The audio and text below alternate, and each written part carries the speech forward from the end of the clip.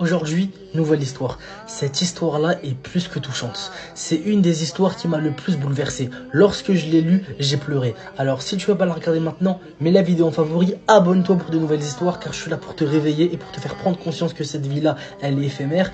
Et reviens pour la regarder plus tard ou sinon, bon visionnage. Cette histoire, c'est une histoire vraie. Elle se déroule il y a quelques années en Arabie Saoudite. C'est l'histoire d'un homme qui est marié et qui a une petite fille. C'est l'histoire d'un homme qui était très loin d'Allah, qui n'a pas fait une prière depuis plus de 7 ans, qu'Allah nous en préserve.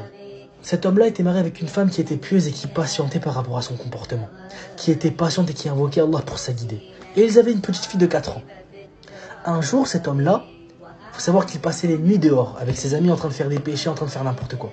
Un jour, lorsqu'il rentre de ses frivolités nocturnes, bien sûr sa femme dormait déjà, elle patientait beaucoup par rapport à ce comportement qu'il avait avec elle. Donc un jour, il rentre, elle dormait déjà. Il va s'asseoir dans la chambre adjacente, dans la pièce à côté, dans le salon, et il commence à regarder des films obscènes. Qu'Allah nous en préserve, vous voyez de quoi je parle. Il commence à regarder ces cassettes-là, donc lui à l'époque c'était des cassettes, et tout à coup, sa fille qui était censée dormir, elle rentre dans le salon. Elle lui dit « Et honte, père, crains Allah, et honte, père, crains Allah ». Elle le répète 3 fois. Elle ferme la porte et repart dans sa chambre. Lui, il est choqué, il va dans la chambre de la petite, il voit qu'elle dort.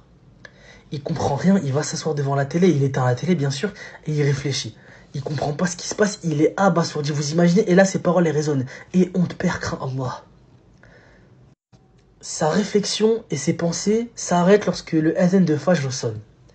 Lorsque le adhan sonne, là il sait pas quoi faire, il se dirige vers la mosquée. Alors ça faisait 7 ans qu'il n'avait pas fait la prière. Qu'Allah nous en préserve, je le répète. Il se dirige vers la mosquée, et lorsqu'il raconte l'histoire, il nous dit...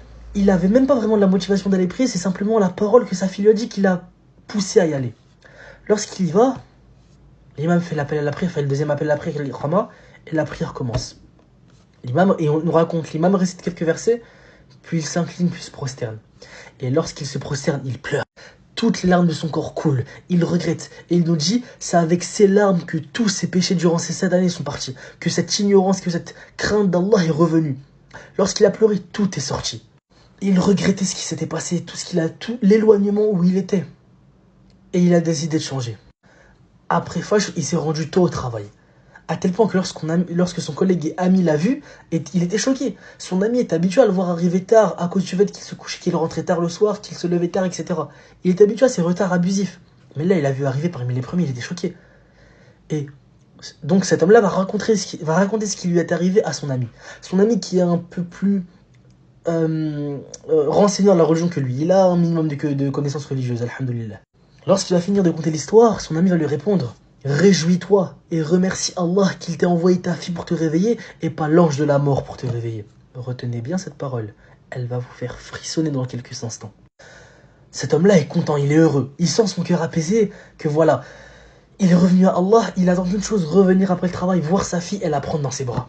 Car elle a été la cause de sa guidée vers de l'ignorance à la lumière, des ténèbres à la lumière, subhanallah, il était pressé. Après le travail, alors que c'était pas du tout son habitude, en rentrant chez lui, il passe par la mosquée pour prier Zohr. Sa femme, elle l'appelle. Et lorsqu'il arrive devant chez lui, elle est sur le seuil de la porte. Elle est affolée, elle crie, elle fait des mouvements. Il vient la voir, elle lui dit, en criant, pourquoi t'as mis autant de temps, où t'étais? Il lui dit, j'étais passé à la mosquée avant d'entrer à la maison. Elle comprend pas. Il lui dit, mais qu'est-ce qui se passe? Pourquoi tu m'appelles? Elle lui répond, parce que ta fille est morte. Allahu Akbar. Je vous laisse être choqué un peu.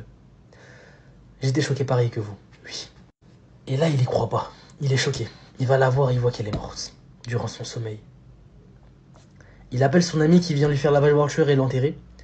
Et lorsqu'il la met dans sa tombe, toute l'assemblée pleure. Et il est en larmes et il dit, c'est pas ma fille que j'enterre. C'est la lumière qui m'a fait sortir des ténèbres vers Allah et je le remercie. Qu'Allah leur fasse miséricorde. Qu'Allah nous accorde une crainte d'Allah telle quelle. Qu'est-ce qu'on doit retenir? On ne sait pas quand la mort viendra. On ne sait pas quand Allah va reprendre notre âme. Allah prend l'âme de celui qui vient de naître, du bébé, du jeune, du vieux, du malade, du beau, du moche, du riche, du pauvre. La mort ne fait pas de différence. Alors mes frères et sœurs, hâtons les pas vers le repentir. Revenons à Allah d'un repentir sincère et demandons-lui pardon. Qu'Allah nous pardonne. J'espère que ça vous aura plu. N'oublie pas de t'abonner. Salam alaikum.